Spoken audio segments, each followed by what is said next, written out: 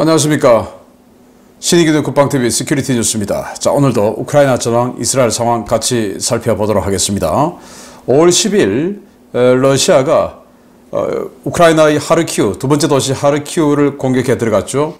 두 개 군단을 동원해서 치고 들어갔는데 그게 나흘 만에 예봉이 다 꺾이고 지금 여기에 또 전차 연대가 추가로 증원되고 했지만 희한하게도 전차는 보이지 않고 거의 바흐무트처럼 스톰제트에서 보병들끼리만 완전히 우라 돌격을 하고 있다는 겁니다. 동영상 사진 많이 공개가 됐는데, 자, 이거 보면 또 여기서 바흐무트처럼 한 5만 명 러시아군이 갈아넣는 거 아닌가 라는 생각이 드는데요. 지금 하르키우 전선이 어떻게 되고 있는지 보도록 하겠습니다. 우크라이나 전황 먼저 보겠습니다. 병력은 1,510명의 러시아군을 사상시켰다라고 발표했고 병력 굉장히 많죠.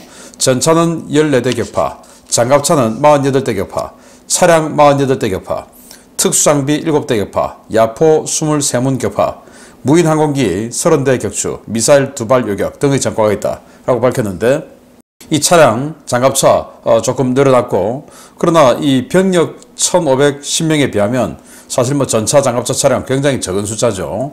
그래서 이런 그 전차, 장갑차들은 지금 아우디우카나 이런 쪽에서 지금 피해를 입고 있는 것이 많고 실제 이 하르키우 전선에서는 거의 보병들로만 지금 진격하고 있는 그러다 보니까 굉장히 많은 피해만 입고 있는 이런 상황이다라는 거고 우크라이나군은 130표의 교전을 했는데 상황을 통제 중이다 라고 밝혔어요. 어제까지만 해도 전선이 어렵다 이렇게 이야기를 했는데 지금 상황을 통제 중이다 라고 이제 발표를 했습니다.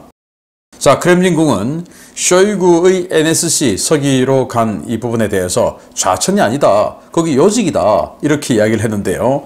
네, 요직은 요직인데 힘은 없죠. 그러면 쇼이구 입장에서는 어마어마한 이 권력과 조직과 예산을 주무르다가 예산도 없고 조직도 없고 그런데 요직이다 라고만 부르는 직급만 높은 이런 데 가면 그게 좌천이지 영전입니까? 그러다가 자기 지금 이 측근들은 다 잘려나가고 있는데 이런 상황에서 세르게이 수로비킨이 드디어 크렘린에서 목격됐답니다.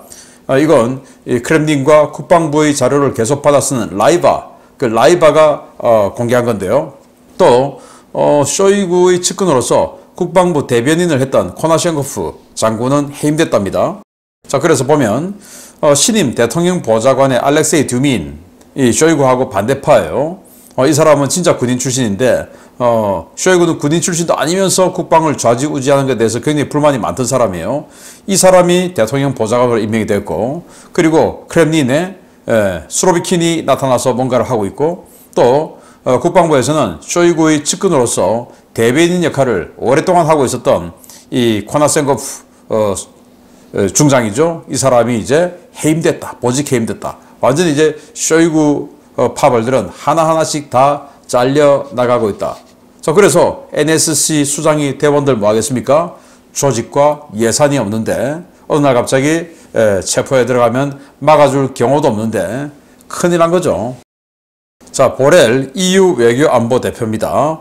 보렐 외교안보대표는 대우크라이나 군사 지원의 지연, 그러니까 미국 이야기죠. 대가가 매우 클 수도 있다라고 이야기했는데 하르키우 이야기인 것 같습니다. 그런데 조금 늦게 이야기한 것 같아요. 지금 하르키우에서 잘 막아내고 있습니다. 백악관은 우크라이나에 패트리어트 1개 포대를 추가 기증하는 것을 검토한다. 패트리어트가 지대공 미사일 시스템이죠. 그러니까 러시아가 계속 우크라이나 영토에다가 또 민간인 거주구역에다가 또 키우에다가 미사일들을 쏘아대니까 그걸 요격하는 요격 미사일들이 있어야 되는데 패트리어트 1개를 추가 기증하는 것을 백악관에서 검토한다고 하니 미군은 아니 지금 우리 쓸 것도 없는데 어디 자꾸 준단 말이냐, 자꾸 이런 걸 정무적인 판단 하지 마라, 우리도 지금 우리 쓸 게 부족하다 이렇게 군은 반대를 하고 있고요. 토니 블링컨 미 국무장관이 키우에 도착했죠. 그래서 러시아처럼 되지 말라 라며 부패 근절을 요구했는데 러시아 저렇게 부패한 러시아하고 니들 똑같이 될래? 지금 나라가 경각에 빠졌음에도 불구하고 이렇게 부패한 거 이거 러시아와 다를 바가 뭐 있냐? 라고 이야기를 했답니다. 자, 그러면서 저는 이 동영상 지금 한번 보십시오. 예, 동영상 보고 놀랐는데 키우의 바에서 Rocking in the Free World 라는 노래를 부르고 있는데요. 기타 연주까지 하면서 그 노래를 부르고 있는데 이게 90년대 동구권에서 굉장히 유행했던 노래라고 합니다. 이제 락 음악인데 이 가사를 보면 우리는 뭐 여러 가지 힘이 있다. 그리고 자본이 있다. 자유민주주의 이야기죠. 뭐 그런 이제 자유민주주의를 찬양하는 뭐 그런 노래라고 합니다. 자, 그런데 저는 이 노래만 부른다는 것은 누구든지 뭐 저도 어디 가면 뭐 노래해봐 하면 노래할 수 있죠. 누구든지. 그런데 이렇게 기타 연주까지 제대로 한다라고 하는 것은 어디 뭐 대학 다닐 때 락그룹 그런 활동을 좀 했나 봅니다. 대단합니다. 새로 봤습니다. 자, 그렇게 블링컨 국무장관이 러시아처럼 되지 마라 라고 부패 건절을 요구했고, 그때 이제 젤렌스키는 그걸 듣고는 아무 말도 안 했어요. 그러면서 이 하르키우 상황은 어렵지만 지금 통제 가능한 수준에 왔다 라고 이야기를 했고, 또 젤렌스키는 하르키우의 우크라이나군 사령관 할루시킨 준장을 해임했습니다. 5월 10일 날 공격을 받았죠, 하르키우를. 그런데 5월 11일 날 이 사람을 해임했어요. 그리고는 이제 14일 날 입건시켰어요. 그래서 하루 만에 바로 해임시켰는데, 여러분들 아시다시피 참호파라고 다 했더니 참호는 3분의 1밖에 없고, 지뢰 매설하라고 했더니 지뢰는 없고, 그 말은 다 떼먹었단 말 아니겠습니까? 당연히 해임하고, 그리고 사흘 만에 지금 입건되어서 조사받고 있다라는 자가 바로 이 유리 할루시킨인데, 이 하나만 꼬리 자르고 넘어가지 말고 이 몸통은 혹시 없는지 확실하게 보고, 전 세계인들이 우리 신의균의 국방TV처럼 뭐 우리나라에 이런 채널이 있으면 다른 나라에는 없겠습니까? 다 있겠죠. 그래서 많은 사람들이 지켜보고 있습니다. 우리가 성원하는, 또 우리가 지원하는 이런 그 마음과 물질들이 어떻게 사용되고 있는지 지켜보고 있는데, 이런 식으로 정말 더러운 이런 결과가 나온다는 것은 우크라이나 편이 점점 사라진다라는 거죠. 정신 똑바로 차리는 우크라이나 되길 바랍니다. 우크라이나군은 러시아가 하르키우 공세에 최소 3만 병력을 동원했다. 그리고 5만 병력 동원했는데 그 중에 2만 명은 지금 예비대로 있고 3만이 들어와서 전투 중이다. 그런데 그 중에 벌써 한 7천 명 이상의 사상자가 나왔으니까 이 하르키우에서만 공세는 완전히 실패했다라고 볼 수 있는 거죠.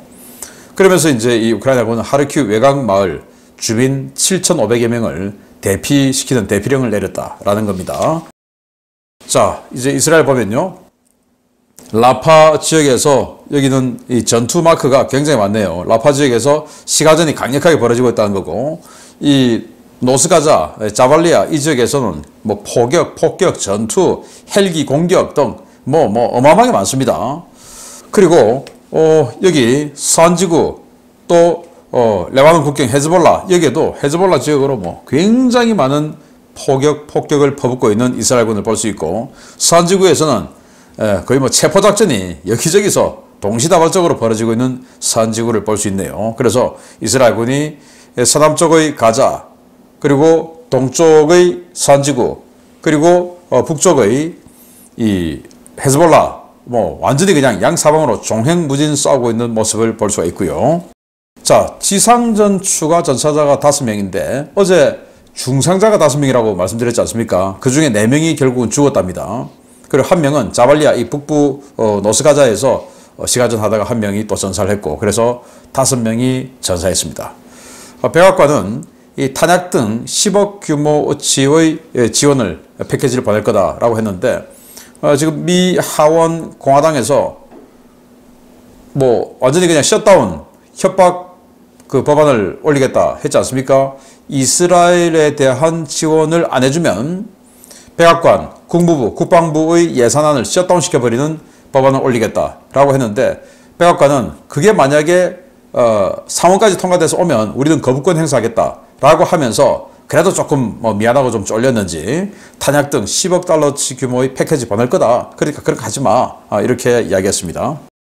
제크 설리번 백악관 국가안보보좌관은 이번 주말에 이스라엘 방문해서 사우디와의 이 국교 정상화 문제를 논의할 예정이다 라고 하는데, 거의 뭐 지난 트럼프 행정부 때 사우디와 국교 정상화 되기 일보 직전까지 갔다가 정권 바뀌는 바람에 다 그냥 무산됐죠. 그래서 사우디나 이스라엘 입장에서는 아니 뭐 곧 정권 바뀔 건데 그때 하지 뭐 라고 생각할 수도 있을 것 같아요. 이집트는 라파 공격이 계속되면 인질협상 중재를 멈출 수도 있다 라고 뒷북을 치고 있는데 이미 인질협상은 뭐 거의 뭐 끝난 거죠. NBC 방송국은 미 관리들이 곧 이스라엘 이 대규모 가자 지상전 확대할 것으로 예상한다 라는 방송을 했고, 그래서 지금도 3개 사단 들어가 있는데 더 많이 들어가서 완전히 그냥 동시다발적으로 북부 남부 동시에 엄청난 공세를 퍼볼 거다 라고 예상한다는 겁니다. 영국 언론 타임스 오브 런던이라는 언론이 하마스는 튀르키예에 대규모 테러 캠프 설립을 준비 중이다. 어제 튀르키예 에르도안 대통령이 이 하마스는 테러 집단이 아니고 지하드 조직, 저항 세력들이다. 독립을 위한 저항 세력이다. 이렇게 칭송을 했죠. 그러면서 1000명이 지금 1000명가량의 하마스 전사가 튀르키예에서 병원에서 치료받고 있다 라고 이야기했는데, 결국 이렇게 튀르키예 대규모 테러 캠프까지 설립을 한다면 이 튀르키예가 도대체 자유민주주의 나토 국가들하고 동맹이 될 수 있는 그런 나라인가 한번 더 생각해 볼 수밖에 없지 않나 라고 봅니다. 자, 이스라엘군은 이라크에서 날아온 자폭 드론 샤헤드 1, 2, 3인데 이거 2대를 국경 밖에서 전투기가 격추시켰다고 합니다. 이스라엘군은 하마스가 유엔과 유엔 팔레스타인 지원기구의 건물 그리고 차량을 방패로 쓰는 중이다 라고 하면서 이런 영상을 공개를 했는데요. 여기 보면 이제 유엔 차량이죠. 유엔 차량 옆에 하마스들이 총 들고 지금 가서 하고 뭐 이야기하고 있어요. 여기가 이제 유엔 건물입니다. 그래서 이 유엔 팔레스타인 지원기구 건물이다 보니까 여기에 많은 이 물자들 있죠. 그래서 이 물자들이 궁금해서 사람들이 다가오니까 그냥 이 자들이 총을 쏴버려요. 민간인들에게. 그런 상황이다 보니까 이스라엘은 이 유엔 팔레스타인 지원기구 이거 없애야 된다. 이렇게 주장하는 거 아니겠습니까? 완전히 한통속이다 이거예요. 그리고 이스라엘군은 전 헤즈볼라 해안사단장인 이브라임 마키를 공습으로 제거했다 라고 하는데, 아까 이 헤즈볼라 쪽에 굉장히 많은 폭격을 퍼본 것을 볼 수 있지 않습니까? 그 중에 한 공격이 바로 이 공격이었다라는 건데, 헤즈볼라 야전 지휘관, 그러니까 남부 지역의 지휘관이라고 하는데 후세인 이브라임 마키라는 사람을 이렇게 이동하는 차량을 폭사시켰다라고 합니다.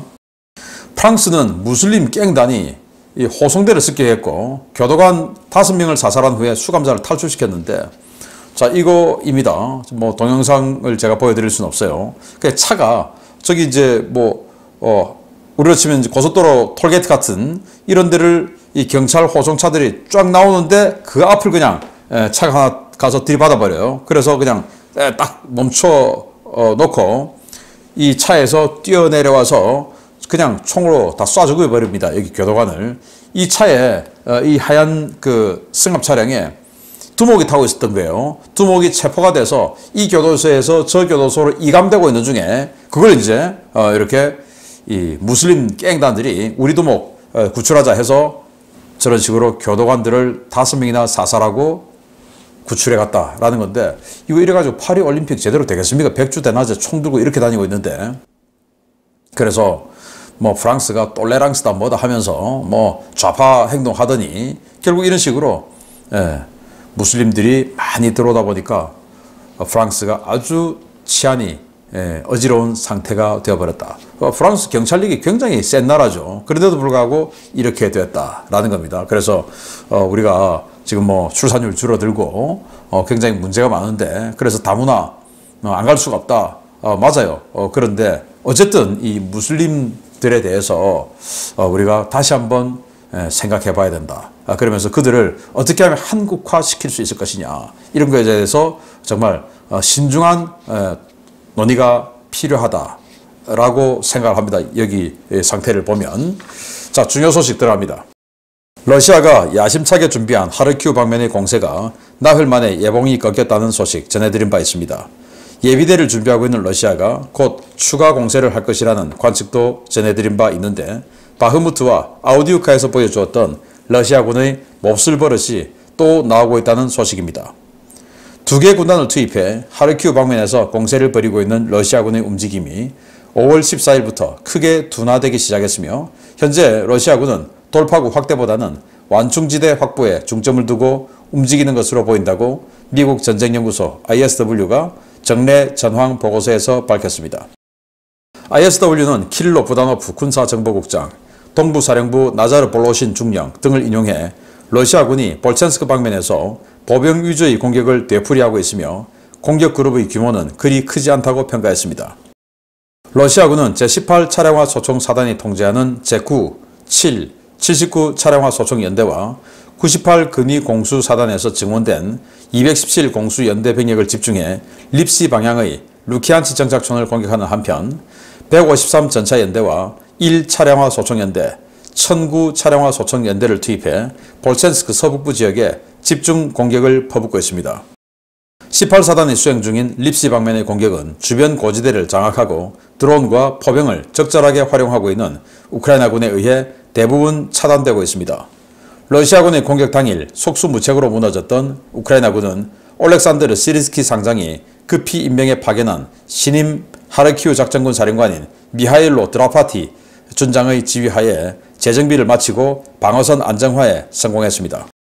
러시아군이 엄청난 화력을 퍼부으며 시가지 장악을 시도하고 있는 볼첸스크는 현지 시각 5월 14일 오후 시 서북부 외곽에서 러시아군의 도심 진입이 확인되었습니다. 러시아군은 볼첸스크 시내에 대규모 포격을 가하면서 지속적으로 병력을 도심으로 밀어넣고 있는데요. 전장에서는 러시아가 스톰제트 전술을 다시 쓰고 있다는 증언들이 쏟아지고 있습니다.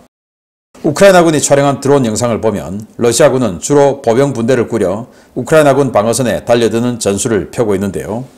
이는 공세 초기에 막대한 숫자의 기갑 차량을 잃고 이후로는 보병 돌격전을 폈던 바흐무트, 아우디우카 전선의 상황과 같은 패턴입니다. 러시아는 이번 공세 초기에는 군단급 편제를 갖춘 부대를 동원해 우크라이나군 방어선을 삽시간에 붕괴시키고 20여 개에 가까운 정착촌을 며칠 만에 장악했을 만큼 강력한 공격력을 보여주었었는데요. 불과 나흘 만에 주력 전력 다 잃고 보병들로 우라 돌격에 나서고 있는 러시아. 과연 하르키우 전장에서는 얼마나 많은 병력을 잃을지 모르겠습니다. 네, 이게 바흐무트 전투 때의 사진이었어요. 이 바흐무트 전투 때 러시아가 그냥 우라 돌격하고 그때는 러시아 장비도 굉장히 열악했죠. 그렇게 오니까 이 마크 19, 이 마크 19 40mm 유탄 기관포 우리 군도 가지고 있죠. K4 그거 가지고 그냥 이렇게 굉장히 많은 전과를 올렸던 바로 그 장면입니다. 이 장면이 다시 지금 하르키우에서 펼쳐지고 있다라는 겁니다. 자, 그래서 아까 그 영토방위군 사령관, 이 지역 방위군 사령관 해임했지 않습니까? 그 후임으로 미하일로 드라파티 준장을 임명을 했는데 이 사람은 2014년 돈바스 내전 때 대대장이었어요. 돈바스 내전 때 그 반군들이 마리우폴을 점거하고 하려는 것을 그리고 이제 시내에 바리케이드를 치고 있는 것을 이 사람이 당시 기계화 부대 대대장이었는데 이 BMP-2 장갑차를 타고 완전히 그냥 돌파를 해서 무너뜨리고 마리우폴을 회복했던 그런 전과가 있는 사람이에요. 동영상 한번 보시면 자 지금 바리케이드 쳐놨는데 와 BMP-2 장갑차가 점프를 하면서 그걸 무너뜨리고 저 점프하는 저 장갑차에 타고 있었다는 겁니다. 그래서 마리우폴을 지켜냈는데 이번 전쟁 첫 해에 마리우폴 다시 뺏겨버렸죠. 도네츠크. 하여튼 이런 능력을 가지고 있는 사람이 가자마자 바로 그냥 이제 전선을 안정화시켰다라는 건데 제대로 안정화 계속시키기 바라고 여기 오기 전에 직전 보직은 훈련 참모부장이었다고 해요. 그래서 나토식의 훈련을 받는 그 담당을 하는 사람이었으니까 나토식의 어떤 전술이 좀 몸에 익은 이런 사람이 아닐까라고 생각이 되고요.